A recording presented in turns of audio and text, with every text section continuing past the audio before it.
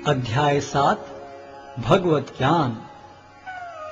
श्री भगवान ने कहा, हे प्रथापुत्र, अब सुनो कि तुम किस तरह मेरी भावना से पूर्ण होकर और मन को मुझ में आसक्त करके योगाभ्यास करते हुए मुझे पूर्णतया संशय रहित जान सकते हो।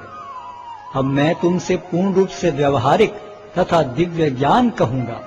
इसे जान लेने पर तुम्हें जानने के लिए और कुछ विशेष नहीं रहेगा। कई हजार मनुष्यों में से कोई एक सिद्धि के लिए प्रयत्नशील होता है और इस तरह सिद्धि प्राप्त करने वालों में से विरला ही कोई एक मुझे वास्तव में जान पाता है। पृथ्वी, जल, अग्नि, वायु, आकाश, मन, बुद्धि तथा अहंकार, ये 8 प्रकार से विभक्त मेरी अपरा प्रकृतियां हैं।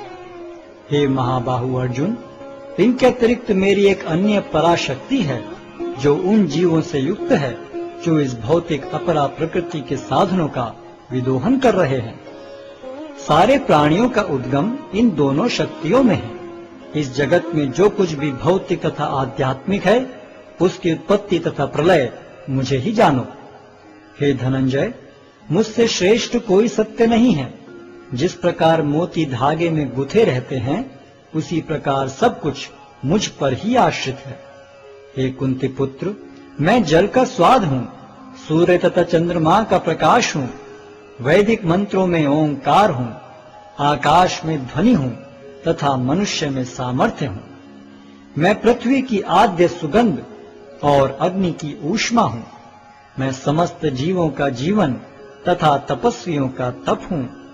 हे प्रथापुत्र, यह जान लो कि मैं ही समस्त जीवों का आदि बीज हूँ, बुद्धिमानों की बुद्धि तथा समस्त तेजस्वी पुरुषों का तेज हूँ।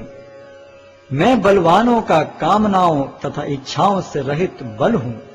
हे भरत श्रेष्ठ अर्जुन, मैं वह काम हूँ जो धर्म के विरुद्ध नहीं है। तुम जान लो कि मेरी शक्ति द्वारा सारे गुण प्रकट होते हैं, चाहे वे सतोगुण हो, रजोगुण हो या तमोगुण हो। एक प्रकार से मैं सब कुछ हूँ, किंतु हूँ स्वतंत्र। मैं प्रकृति के गुणों के अधीन नहीं हूँ, अपितु वे मेरे अधीन हैं। 3 गुणों सतो, रजो तथा तमो के द्वारा मोहग्रस्त ये सारा संसार मुझ गुणातीत तथा अविनाशी को नहीं जानता। प्रकृति के 3 गुण वाली इस मेरी दैवी शक्ति को पार कर पाना कठिन है, किंतु जो मेरे शरणागत हो जाते हैं वे सरलता से इसे पार कर जाते हैं।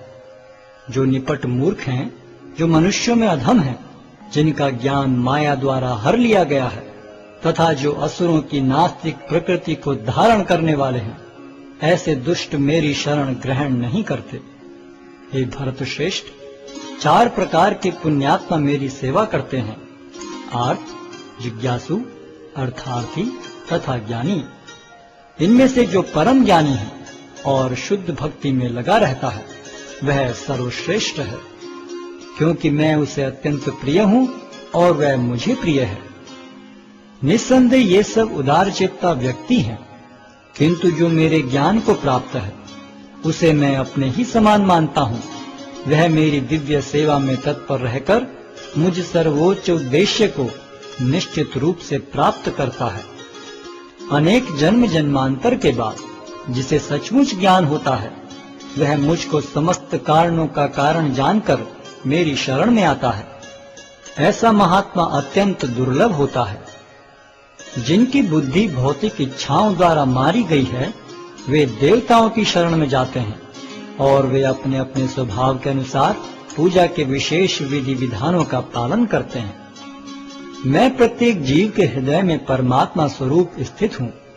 जैसे ही कोई किसी देवता की पूजा करने की इच्छा करता है, मैं उसकी श्रद्धा को स्थिर करता हूँ, जिससे वह उसी विशेष देवता की भक्ति कर सके। ऐसी श्रद्धा से समन्वित वह देवता विशेष की पूजा करने का यत्न करता है और अपनी इच्छा की पूर्ति करता है, किंतु वास्तविकता तो यह है कि ये सारे लाभ केवल मेरे द्वारा प्रदत्त हैं। अल्प बुद्धि वाले व्यक्ति देवताओं की पूजा करते हैं और उन्हें प्राप्त होने वाले फल सीमित तथा क्षणिक होते हैं। देवताओं की पूजा करने वाले देवलोक को जाते हैं, किंतु मेरे भक्त अंततः मेरे परम धाम को प्राप्त होते हैं। बुद्धिहीन मनुष्य मुझको ठीक से न जानने के कारण सोचते हैं कि मैं भगवान कृष्ण पहले निराकार था और अब मैंने इस स्वरूप को धारण किया है।